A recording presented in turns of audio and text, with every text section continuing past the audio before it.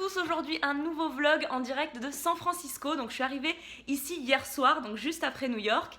Et là je suis dans un Airbnb puisqu'en fait aujourd'hui je vais assister à une conférence. Donc ce matin, là il est 9 h, ce matin je vais assister à une conférence Airbnb pour apprendre quelque chose, apparemment une grande nouveauté qui va tout changer. Enfin, je vous en dirai plus tout à l'heure, je n'en sais rien. Mais avant, je voulais vous montrer l'appartement parce qu'on a choisi un Airbnb avec Fadela et Meryz. On est toutes les trois ici pour la même chose, donc on a pris toutes les trois un Airbnb ensemble. Donc je voulais vous faire visiter et puis ensuite je vous amène à la conférence et puis on va visiter San Francisco ensemble parce que je repars que demain après-midi. La cuisine est comme ça, toujours les grandes cuisines à l'américaine qui donnent du coup sur une petite salle à manger et un petit canapé qu'on ne sait pas qu'est-ce qu'il fout là. Et en fait, pour ceux qui se souviennent de l'appartement de mon cousin à San Diego, c'est un peu pareil, c'est vraiment rigolo. C'est les mêmes couleurs, les mêmes fenêtres. Il y a un couloir qui amène, je pense à la base, à un dressing, mais c'est maintenant la chambre de Fadela. Et là, il y a ma chambre. Je suis trop au top là avec le beau window là comme ça, il y a mon bordel. Hein. La chambre, encore une troisième de Meryz. Et elle est là, hello. Donc là, il y a une sorte de salon et en fait on entre comme ça. Le beurre va arriver mais je descends dans notre quartier quand même parce que hier je suis arrivée, il faisait nuit. Ah, c'est trop beau. Je suis arrivée hier, il faisait nuit, du coup j'ai absolument pas vu où on était. Ah, c'est trop sympa, je vous montre.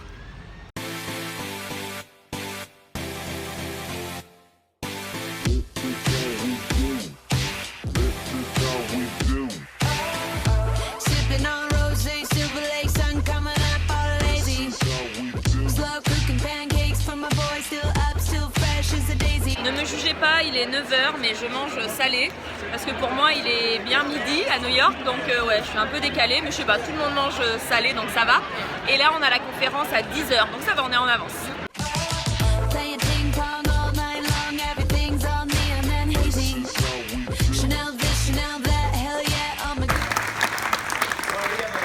Any community, any city in the world, and you can feel like you belong in that community.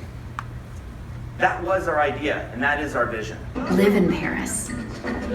When you Airbnb in Paris, you have your own home. Make your bed. Cook. You know, the stuff you normally do. Don't go to LA. Don't go to New York. Don't go to Tokyo. Live there. And guidebooks allow you to experience the city as if you live there. La conférence vient de se terminer, je me suis mis à l'extérieur pour parler avec vous parce que du coup il y a tellement de monde, on m'entend pas trop. Donc pour faire rapide, Airbnb, donc vous connaissez tous, l'idée c'est de vivre un petit peu plus comme un local. C'est vrai que quand on est dans un appartement, tout est différent que si on est à l'hôtel. Voilà, à l'hôtel on est vraiment un touriste et dès qu'on a un appartement Airbnb, je sais pas, on se sent un petit peu plus comme un local.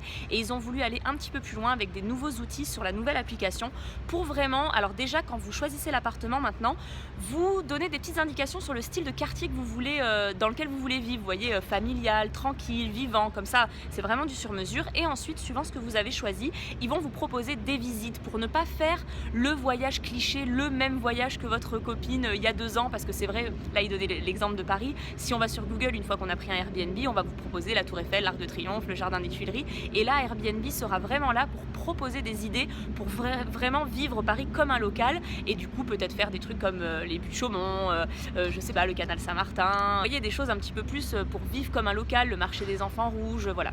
Non seulement pour vivre comme un local, mais ne pas faire le même voyage que tous, parce que là, ils nous donnaient des exemples, et c'est vrai que la personne qui va à Tokyo, elle fait les mêmes choses, la personne qui va à New York, elle fait les mêmes choses, donc moi j'en reviens, et évidemment, j'ai fait des clichés comme le pont de Brooklyn, tout ça, mais quand je cherche des adresses, quand je vous fais des articles blog, le but aussi, c'est un peu de trouver des petites adresses moins clichés et un peu plus originales, et c'est vraiment vers là que va Airbnb grâce à cette nouvelle application, donc je trouve ça génial.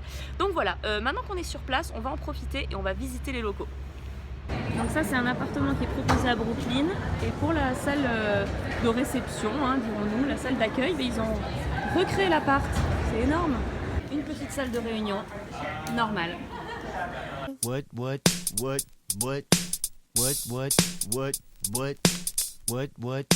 C'est vraiment un délire, hein, les salles de réunion. Là je vous ai montré celle en caravane, mais il y a aussi des petites pièces avec des rideaux, des tapis, des coussins. Ils sont là pour faire leur réunion, c'est génial quoi. Ils peuvent même amener leurs chiens, enfin ça a l'air tellement agréable de travailler là. Voilà, vraiment des beaux bureaux à l'américaine.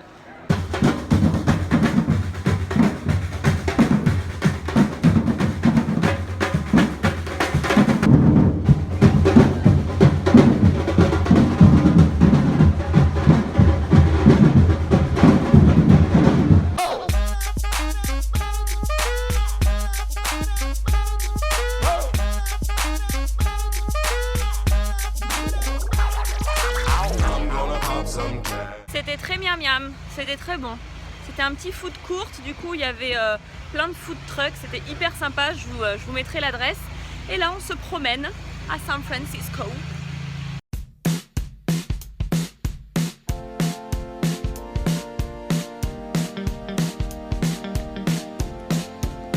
Alors à New York j'étais capable de vous poster tous les coins de rue et ici c'est toutes les maisons, je les prends toutes en photo.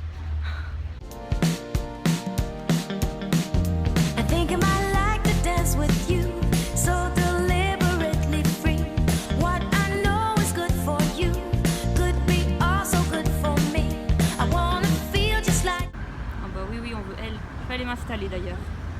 Vous me trouverez ici maintenant. Après notre petite balade, on pensait aller à la plage, mais en fait il refait froid, je sais pas, enfin il fait froid, c'est bizarre. Donc on ira peut-être demain, du coup on va faire du shopping. Donc on est à Union Square et on commence par Nike. Yeah, yeah. Yeah, yeah. Yeah, yeah. J'avais été cool avec Nico, je n'étais pas retournée chez Sephora. Et donc là, bah, je vais prendre mon temps et je vais faire mon petit shopping. Better have my money. Y'all should know me well enough. Bitch better have my money. Play down, call me on my blood. Pay me what you want me. Ballin' bigger than LeBron. Bitch, give me your money. Who y'all think y'all frontin' on? Hello. Bon, hier après le shopping, comment vous dire qu'on est rentré avant d'aller dîner et on a sombré, on n'est pas ressorti au restaurant et on s'est couché à 22 h. Et du coup là on s'est levé hyper tôt, il est 6 h et on va à la plage voir le coucher de soleil. Le lever de soleil, je suis mal réveillée.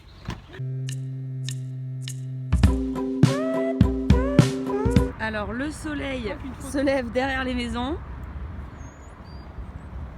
et ensuite la plage, elle est derrière ces collines. Ces collines, ces dunes. Nous voici en Normandie. 6 h, on est à la plage. Je pensais pas qu'on y arriverait, mais bon, en se couchant si tôt, ça va. Ah, c'est trop canon.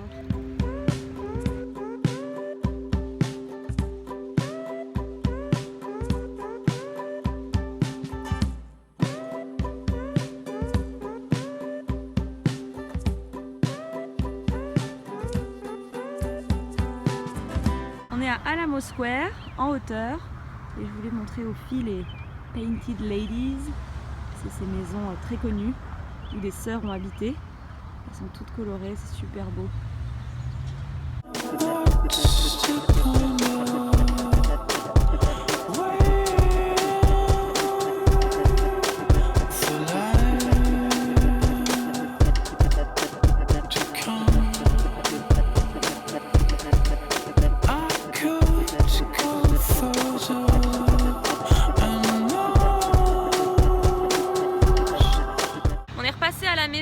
Faire nos valises, tiens c'est peut-être lui là, sur sa plaque d'immatriculation il y a écrit nul.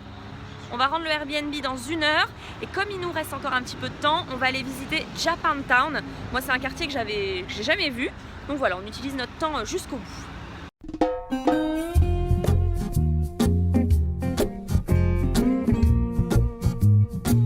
On voulait se faire une petite crêpe des familles là.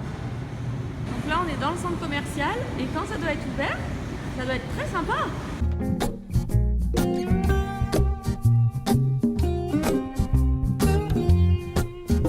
Maryse a décidé de me faire une petite frayeur. On est chez Nike.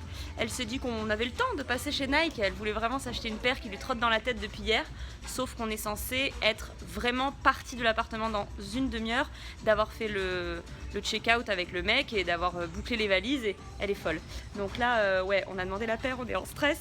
Et je sens que ça va être le stress jusqu'à l'aéroport encore, j'en ai marre. C'est une coquine, hein. Elle me faisait croire qu'il n'y avait qu'une paire à prendre chez Nike. Mais non, il y a aussi une paire chez Foot Locker, dans le centre commercial à l'autre bout de Union Square. Ah non mais elle est folle, elle est folle.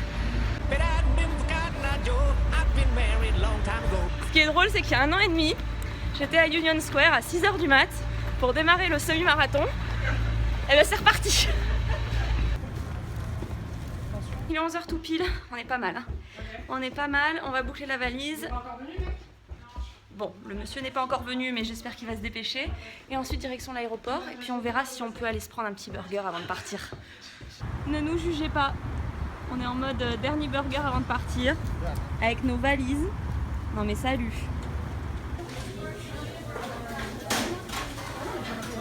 Moi j'ai goûté In-N-Out il y a 1 an avec ma copine Lucie et j'avais trouvé ça vraiment mauvais. Je vous l'avais dit sur Instagram et vous m'aviez dit mais non c'est trop bon, ça devait être un mauvais restaurant, faut demander la sauce secrète sur les frites. Donc ça déjà j'ai demandé et je pense que ça a l'air pas mal. Mais voilà, c'est ma 2e fois et là on va voir si finalement c'est bon ou pas. Les frites sont toujours autant inintéressantes, mais par contre avec la sauce, ok. Quand tu demandes avec oignon, ça plaisante pas hein. Bon, c'était pas mal ce In-N-Out, j'avais vraiment pas aimé l'année dernière, vous m'aviez motivé à y retourner et je suis contente d'avoir retenté l'expérience, c'était voilà, mieux que la première fois. Les frites c'est vraiment pas bon, donc demandez vraiment la sauce secrète et c'est pas mal. Le burger est très simple mais au moins c'est frais, donc c'est pas mal. Ça vaut pas un Shake Shack, mais In-N-Out c'était pas mal. Donc voilà, on a notre vol dans 2 heures. Ce petit séjour était court, n'est-ce pas? Mais j'avais vraiment envie de vlogger avec vous, donc pour vous, donc j'espère que ça vous aura plu. Et moi je vous dis à très bientôt pour une prochaine vidéo.